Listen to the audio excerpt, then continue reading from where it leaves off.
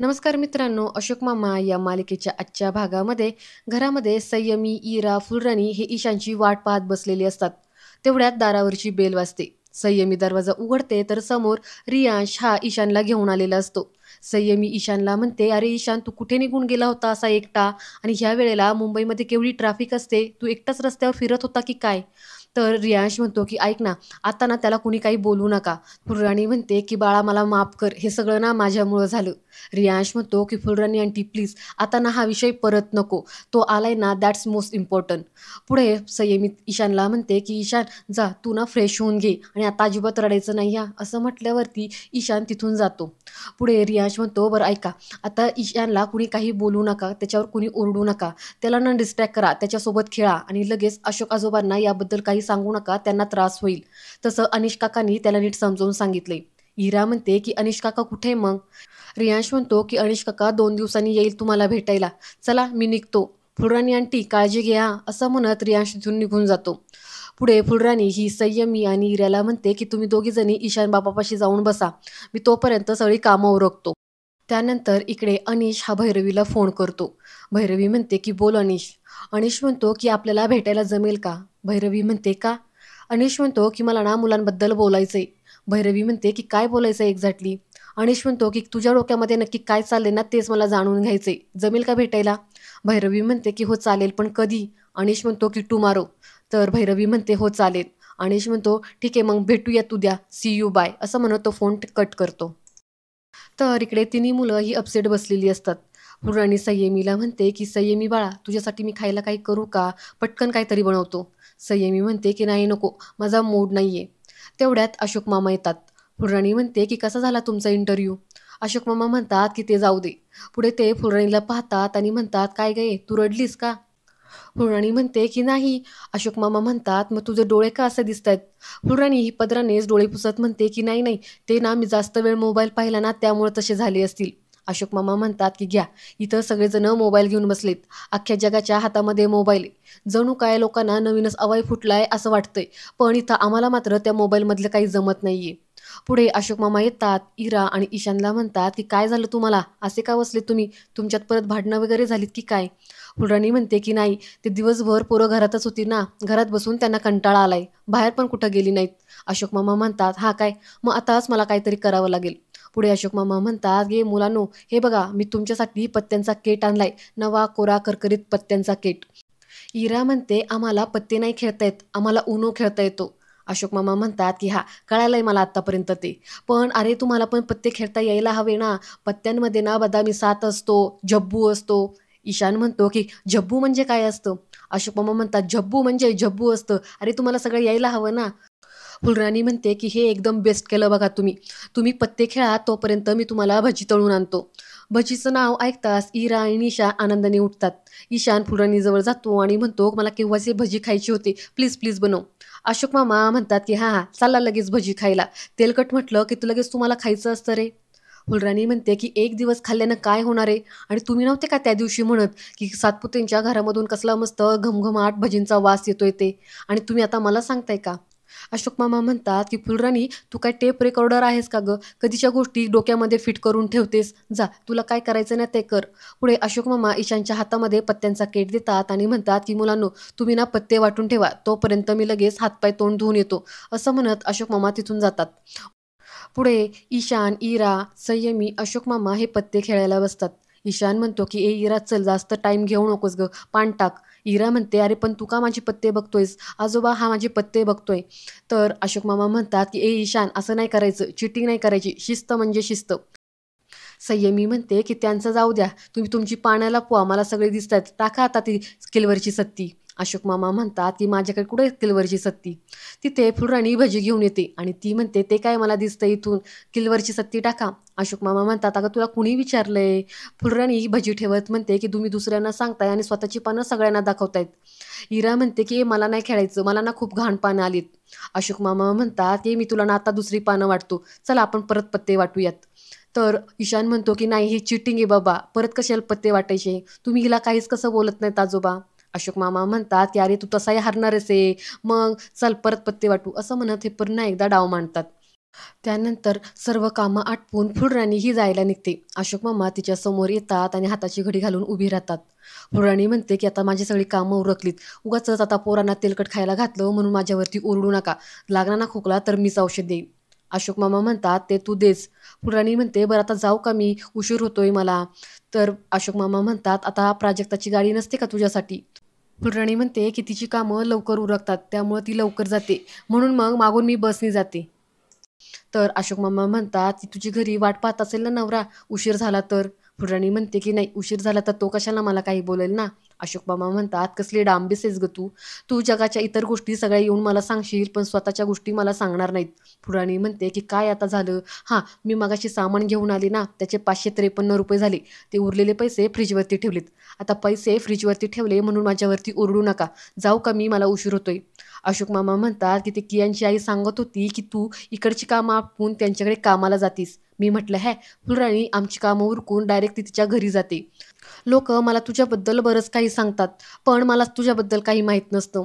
फुलराणी म्हणते की आता मी रील बनवते ना, मी रील स्टार आहे त्याच्यामुळं लोक माझ्यावरती नजर ठेवूनच असतात.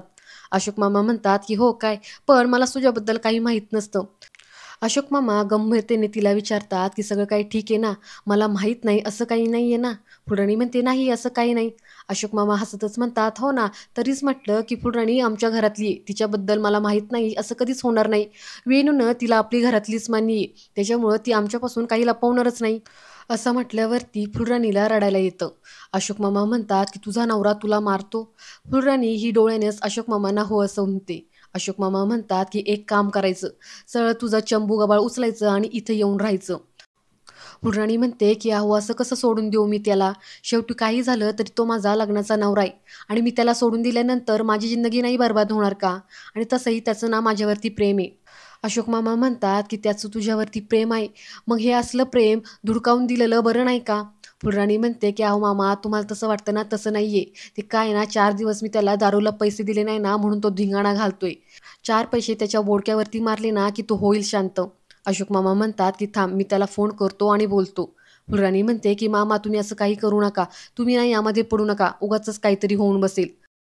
अशोक मामा म्हणतात की कोणाला काही फरक पडेल का नाही मला माहीत नाही. पण तुला जर काही झालं ना तर नक्कीच मला वेणूला याचं उत्तर द्यावं लागेल. त्यामुळं स्वतःची काळजी घे. फुलराणी म्हणते की हो असं म्हणत ती जायला लागते तर अशोक मामा तिला म्हणतात की थांब. खिशातून ते पैसे काढतात आणि फुलराणीच्या हातावर ठेवतात आणि म्हणतात की आता ऐक, का कशाला असं अजिबात मला विचारायचं नाही. हे पैसे तुझ्याजवळ राहू दे. कधी काही जरी वाटलं ना तुला तर सरळ या घरामध्ये राहायला ये. या घराची दारं तुझ्यासाठी कायम उघडी असतील. आणि हो, आजपासून तुझा पगार वाढला. जा आता तू. फुलराणी पुढे जायला लागते तर परत मागे फिरून म्हणते की आणि ऐका, अनिश दादा आलेत. त्यांनीच परशुरामला. तर अशोक मामा म्हणतात की हो हो कळालं मला ती. तू आता घरी नीट जा आणि पोचलीस की मला फोन कर. पुढे फुलराणी अशोक मामांच्या पाया पडते आणि तिथून जाते. त्यानंतर दुसऱ्या दिवशी इरा ही वहीवरती बड्डे पार्टीच्या गेटची लिस्ट बनवत असते. ईशान तिथे येतो आणि म्हणतो की इरा तुला पण आजोबांसारखी सवय लागली का कॅलेंडर रंगवून ठेवायची? तर इरा म्हणते की अरे मी बड्डेची डेट मार्क करून ठेवली आहे फक्त. ईशान म्हणतो की का? आजोबांना आठवण करून द्यावी म्हणून का? इरा म्हणते तसं नाही रे, छान वाटतं म्हणून. ईशान म्हणतो की इरा तुला वाटतं का की आजोबा तुझ्या बड्डे पार्टीला परवानगी देतील? इरा म्हणते की तुझ्या पार्टीसाठी दिली होती की परवानगी आजोबांनी. ईशान म्हणतो की अगं तेव्हा मी काहीतरी अचीव केलं होतं ना. पण खरं सांग मला की तुला वाटतं का खरंच आजोबा बड्डे पार्टीसाठी परवानगी देतील? तर इरा लगेच फिंगर क्रॉस करते आणि देवाकडे प्रे करते. ईशान म्हणतो की येस, होप होप.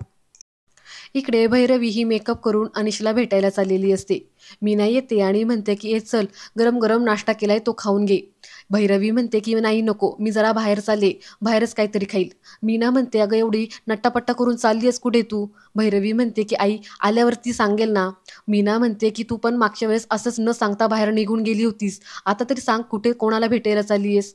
भैरवी म्हणते की आई आता ना मी लहान राहिलेले नाहीये, त्यामुळं ना असले प्रश्न मला विचारत जाऊ नकोस. मीना म्हणते की अगं तुझ्या जागी दुसरं कोणी असतं ना तर काळजी वाटली पण नसती, पण तुझा ना काही भरोसा नाही त्यामुळं विचारते. भैरवी म्हणते की मीना आल्यावरती सांगेल. मीना म्हणते बरं ऐक, आज आम्ही मुलांना भेटायला चाललोय, तू येणार आहेस का? भैरवी म्हणते की नाही. तर मीना म्हणते काय नाही? भैरवी म्हणते की नाही म्हणजे मी नंतर त्यांना भेटेल पण आज आत्ता नाही भेटणार. असं म्हणत भैरवी तिथून जाते. मीना म्हणते की देवा नार्याना मला असा आशीर्वाद दे की ह्या मुलीची भाषा मला समजेल. त्यानंतर इकडे ईश्वर काका आणि अशोक मामा हे वॉकवरून आलेले असतात. ईश्वर काका म्हणतात की अरे अशोक, काय झालं तुझ्या त्या नोकरीचं? अशोक मामा म्हणतात की ह्या मुंबईमधील जेवढी लोकसंख्या आहे ना, तसंच मला ती नोकरी मोजायला ठेवलंय की काय असं वाटतंय. यावरती ईश्वर काका हसायला लागतात. अशोक मामा म्हणतात, अरे तू हसतोयस काय? मला इकडे टेन्शन आले. जर मला नोकरी भेटलीच नाही तर मी काय करू? ईश्वर काका म्हणतात की तू आधी हा विचार करायचं थांबव. अशोक मामा म्हणतात की वा वा वा, काय भारी सल्ला दिलाय माझ्या मित्रानं. अरे माणूस जोपर्यंत जिवंत आहे ना, तोपर्यंत तो विचार करतच राहणार. मेल्यानंतर त्याचे विचार थांबतात. त्याला फक्त तू अपवादेस. तर ईश्वर काका हे नाराज होतात. अशोक मामा म्हणतात की नाही नाही रे, गंमत केली. तेवढ्यात तिथे देसाई येतात. ते म्हणतात की ओ माझगावकर, मला वाटलंच होतं की तुम्ही मला इथे भेटाल, नाहीतर मी तुमच्या घरी येणार होतो. अशोक मामा म्हणतात की काय केलं आता ईशानने? देसाई म्हणतात की ईशानने काही नाही केलं हो, काम माझं दुसरंच होतं. माझी एक लांबच्या नात्यातली बहीण आहे. तर अशोक मामा म्हणतात की वा, लांबच्या नात्यातली बहीण, बरंच जवळचं नातं आहे. देसाई म्हणतात की तिचा नवरा आहे ना, त्याची एक कंपनी आहे.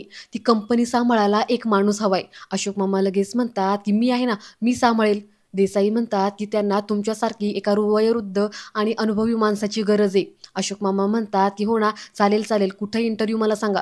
मी इंटरव्ह्यू द्यायला कुठेही तयार आहे. बोटीमध्ये, डोंगरावर, हवेवर, कुठेही सांगा, मी तिथे जाईल. देसाई म्हणतात की अहो, इंटरव्ह्यूची काही गरज नाही. तुमची नोकरी पक्की. तुम्ही नक्की उद्या तिकडे जा. अशोक मामा खुश होतात आणि देसाईंना म्हणतात की देसाई, थँक्यू सो मच. तुम्हाला माहीत नाही की तुम्ही माझ्या मनावरचं केवढं मोठं ओझं हलकं केले. देसाई म्हणतात की अहो, तेवढं चालायचं, चला मी आता येतो, असं म्हणत देसाई तिथून जातात. ईश्वर काका म्हणतात की अभिनंदन अभिनंदन, डायरेक्ट नोकरी पक्की. अशोक मामा म्हणतात की घोडं गंगेत न्हालं. त्यानंतर इकडे फुलराणी मुलांना नाश्ता देत असते. तेवढ्यात दारावरची जोरजोरात बेल वाजते. फुलराणी म्हणते की कोण एवढं दारावरची बेल जोरजोरात वाजवते? असं म्हणत ती दरवाजा उघडते. तर बाहेरून अशोक मामा हे खुश होऊन म्हणतात की हे मुलांनो. तर फुलराणी म्हणते की अहो, तुम्ही एवढं का मोठमोठ्याने ओरडताय, काय झालं? अशोक मामा आतमध्ये जातात आणि मुलांना म्हणतात की ऐका ऐका, गुड न्यूज आहे. फुलराणी म्हणते की मी सांगतो, तुम्हाला नोकरी मिळाली. अशोक मामा म्हणतात की तुला कसं कळालं? फुलराणी म्हणते की आता तुम्ही इतक्या दिवस त्याच गोष्टीसाठी वणवण करताय आणि आता खुश आहेत म्हटल्यावरती तेच असणार आहे की. अशोक मामा म्हणतात की पण मी सांगणार होतो ना, सगळा वचका केलास तू. फुलराणी म्हणते मी सांगितलं.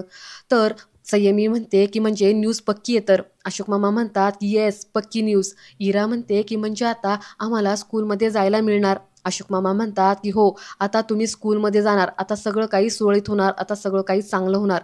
असं म्हटल्यावरती सगळेजण एक जल्लोष करतात आणि एकमेकांना टाळ्या देतात. अशोक मामा म्हणतात की थांबा थांबा, टाळ्या कसला देताय? आता आपल्याला नव्यानं सुरुवात करावी लागणार. आता आपण सगळेजण जबाबदारीनं वागायचं. तर इरा ईशानला म्हणते की ए ईशान, कळलं ना, जरा शहाण्यासारखं वागायचं. ईशान म्हणतो की ए इरा, मी शहाण्यासारखंच वागतो. असं म्हणत या दोघांमध्ये मारामारी व्हायला लागते. अशोक मामा म्हणतात की चुप बसा, भांडू नका. ही तुमची जबाबदारी का? तुम्ही असं वागणार का? ईशान म्हणतो की आजोबा, तुम्ही काळजी करू नका, आम्ही एकदम शहाण्यासारखं वागू. संयमी म्हणते की मला शैफली मावशी म्हटली की ॲडमिशनच्या आधी एंट्रन्स एक्झाम असते. अशोक मामा म्हणतात की हो का, मग आता आपण त्या एक्झामची तयारी करूया. आता आपण नव्याने सुरुवात करूया. तर सगळेजण म्हणतात की हो. अशोक मामा म्हणतात की आणि ऐका थांबा, मी तुमच्यासाठी ना एक गंमत आणली. असं म्हणत अशोक मामा सगळ्यांना एक एक चॉकलेट देतात. तर ईशान आणि इरा हे दोघं जण अशोक मामांना मिठी मारतात. फुलराणी म्हणते की काय तुम्हाला चॉकलेटवरतीच भागवलं फक्त, मला तर तेवढं पण नाही दिलं. अशोक मामा म्हणतात की हे घे, तुझ्यासाठी पण एक आणले. असं म्हणून फुलराणीला चॉकलेट देतात. फुलराणी चॉकलेट घेते आणि म्हणते पण याच्यावरती एक पार्टी पण व्हायला हवी. असं म्हटल्यावरती इरा आणि ईशान हे दोघं जण ओरडायला लागतात की पार्टी पार्टी. आणि आजचा भाग इथे संपतो. पुढील भाग पाहण्यासाठी चॅनलला सबस्क्राईब करा. धन्यवाद.